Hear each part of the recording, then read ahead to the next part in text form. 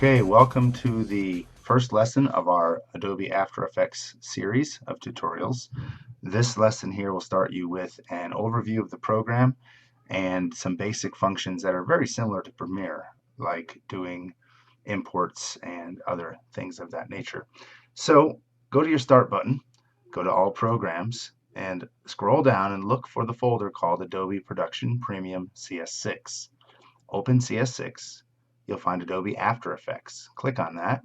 It does take a few minutes or a minute sometimes to open After Effects, so be patient. It takes a lot of RAM to run this program along with computer power. The processor has to be real fast for this program. So the first window that pops up is this opening window, which comes to the front of the screen. You've got options to click on projects you've recently worked on or open a project. We're going to skip this for now and hit close.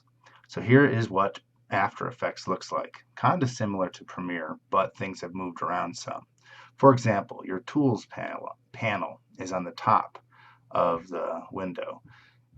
You've got your project panel here, just like in Premiere. You've got your main window to view the composition, or the monitor is here.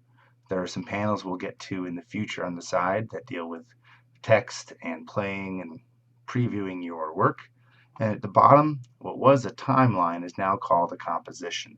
It's a little bit different than Premiere because you're not just laying videos and text items in to be shown on your video screen. You are oftentimes going to be blending them with things or creating lots of keyframes to create animations.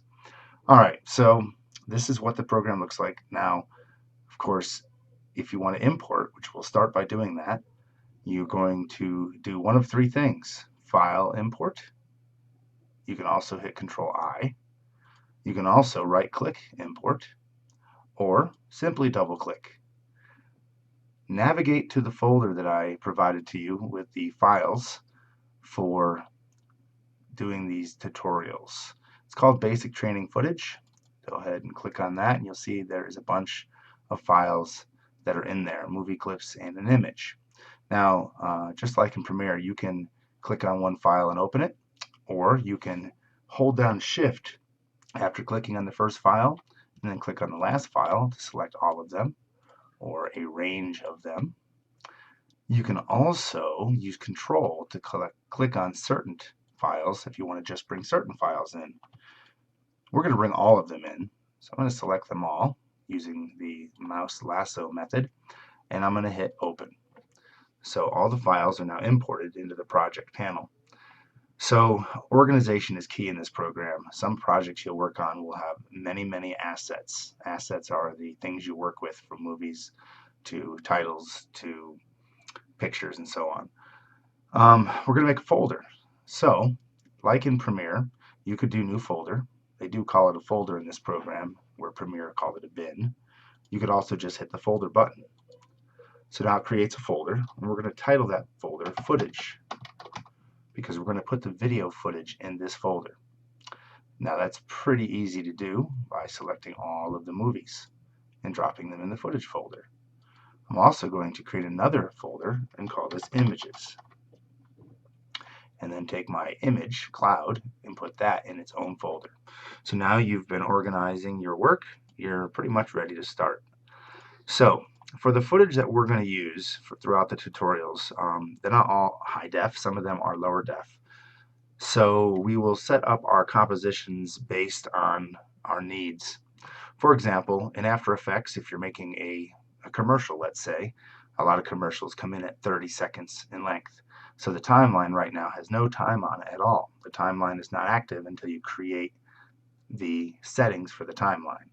To do this, you go to Composition, because remember, the timeline is now a composition, and you click and go to New Composition, which is also Control-N. When you open up the dialog box for New Composition, we have some things that we can check into, like naming the composition, setting up what the settings will be for the video quality, and the time. So right now it's called Comp 1. I'm going to call this Lesson 1. And then I'd like you to do the same thing. Now the preset is pretty important because it needs to be the size of the video you want to output. If I was outputting a high def video, I would choose one of the 1080 with 30 frames. This one actually is the one we usually use. But for the footage we're using, which is not high def, we're going to stick with NTSC DV, which is standard def footage. We're also going to change the time down at the bottom here. Whatever your time says, we're going to work with our preset comp. 30 seconds is normal.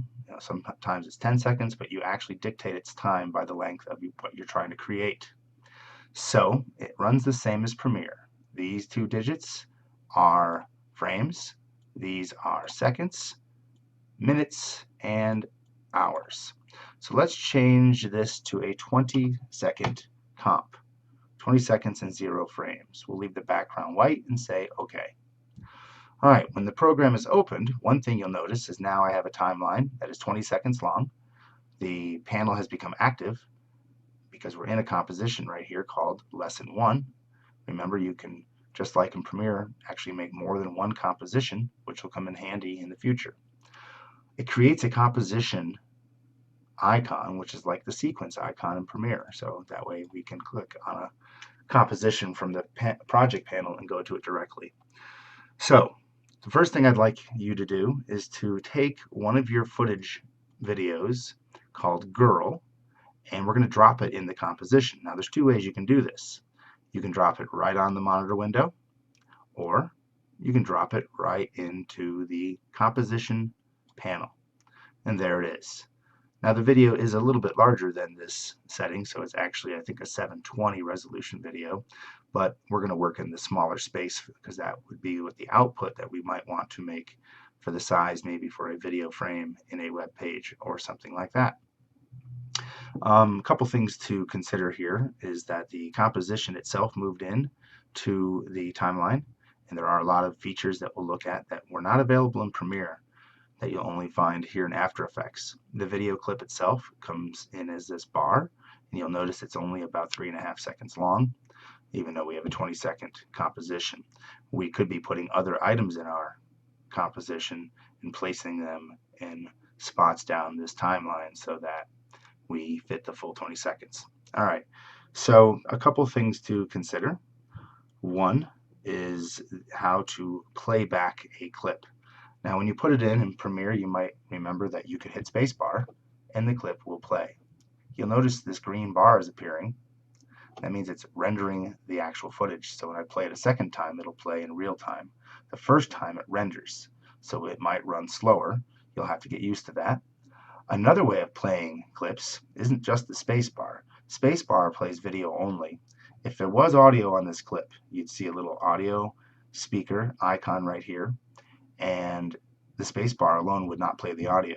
You'd have to hit the 0 key on your keypad on the right side of your keyboard, and that would play audio back along with the video. So that's a little bit different from Premiere 2. Audio is played specifically by hitting the 0 in the number keypad. Another thing to notice, that's an early thing to learn, is another way to play your Premiere, your After Effects videos. There's a preview panel. Now if you don't see it here, you can always go to Window and find the name of the window that you're trying to open. And we were looking for Preview, which is open. So there's Preview. Preview has most of your play controls. Notice they're not at the bottom of the composition viewing window. So some of them are pretty common from Premiere. Go to beginning of clip or end of clip, play, back 1 frame, forward 1 frame, and then RAM preview. RAM preview is the one you want to use oftentimes in order to get the green bar to render and also play audio at the same time. There are some other features in this, but we're going to leave it alone because we don't change these very often, like frame rates, resolution. We don't deal with much else. So you could use this panel to see your footage, or you could skip it and use either your spacebar or your 0 control to get audio as well. All right, now the work area bar. Like in Premiere, there's this bar that appears over the top of your footage. If the bar is not over everything, only what is under the bar will get exported. so this part of the video would never be noticed. Comes in handy sometimes. Due to the fact that our footage is actually a lot shorter than the composition I made, you can actually trim your composition to the size of your footage. So let's say we were not going to add other video clips in length in this video. I can adjust right now the actual time of the composition, especially if I didn't know what it was going to be, by simply putting the work area bar over the top of the actual video file. Make sure that you're actually lined up and not cutting some off. Because of the zoom in feature with frames, you want to check this out closer. There are two ways that you can zoom in After Effects. One is to grab the end of this bar up here and it zooms you in or out. So I zoom in and I can see that this gray bar doesn't quite cover all my footage, so my work area needs to be adjusted. There. So now everything is in. Down at the bottom, there's also a slider that you can use for zooming, and it zooms in and out, but instead of from the front of the video, it'll zoom in or out from where the current time indicator sits, so that it centers that. Sometimes this zoom is more handy. So that's how you zoom. This program requires lots and lots of RAM. Your machines all have 16 gigabytes in our classroom. Mine has 32. When you render a clip and it turns green, it builds a temporary video in RAM so that it can be seen. The longer that your projects are, then the more RAM that will get eaten up in rendering your footage. So it's good to have a lot of RAM when working with this program so that what you watch can be stored in RAM to be viewed. If your RAM is too small, then what you might play may only render for part, play, and then try to render the next part and play. So RAM is pretty important. Also a fast processor to handle putting together all the various effects and things that will do keyframing, for example, to your clip. Okay, now a couple things to also get into that are pretty important. On this window, there's a bunch of buttons in the bottom of the viewing window, the composition viewer. Some of them are pretty important to know about now. For example, the percentage. You can zoom in your actual window, but you can also have it fit the actual screen so you can see what it will look like. But now I can't see the edge of the actual video clip on the outside, so sometimes this is not desirable. Another way to change this, is a fun way, is if you hold down spacebar, your mouse will turn to a hand, and you can then use the wheel of your mouse to zoom in, and you can use the hand to position where you're seeing. So if you want to zoom in on something and then move it to work on it, holding spacebar down will quickly turn your mouse into a hand, which is used a lot in this program.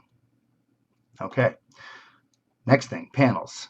Some people don't like their panels exactly the way they are.